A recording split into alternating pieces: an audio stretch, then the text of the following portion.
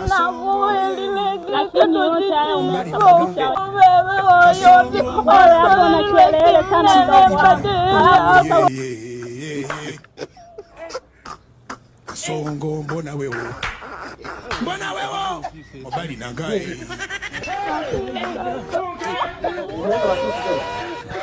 hapana na kusalimia kakaangu sana kwambia kaka sisi tumetoka nyumbani kwetu huko Shinyanga kuna mama kufanya kazi tumefika hapa mjini nimetutumisha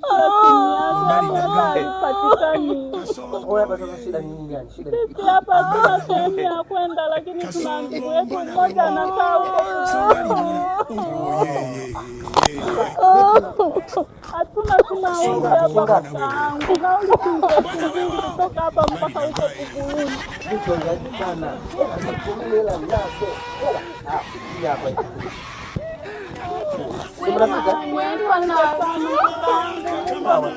Yaani watu kama ni wachache sana wa mazingira ya hapa asante sema kwa mbele sema wezitoe sawa onesha lokata humalaga nsuna yagogolela humalaga nsuna yakotapandika kashena uli humalaga lulo humalaga nsuna one humalaga shone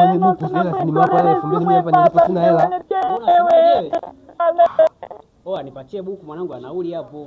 Wewe la mimi si nimewapa pale tulikuwa na 2000 tu ndugu yangu. Basi nige simu yako nikauze nipatie. Vipi shida nini wanangu? Mbona mnazozana? Nisikilize. Pale tumekutana madada wanalia. Huyu mwamba amesimama na waangalia tu. Mimi yule madada nikawapa shilingi 2000 kuwasaidia hela ya nauli. Sasa sisi hapa si tukombezi hapa. Tunataka tuende wapi? Tuende nani? Mbagala. Hela ya nauli hatuna. Sasa mwanangu wewe fikiria, aidi amewapa wanawake hela afu usionyea tuna nauli. Sasa mwanangu mbona umezingua? Unachukuaje nauli unatoa afu mshikaji? Mpe mshikaji basi hela yake kama vipi? Eti simu mwanangu mimi nikauze mpate nauli tu mwanangu. Kwa mwanangu unanikataa?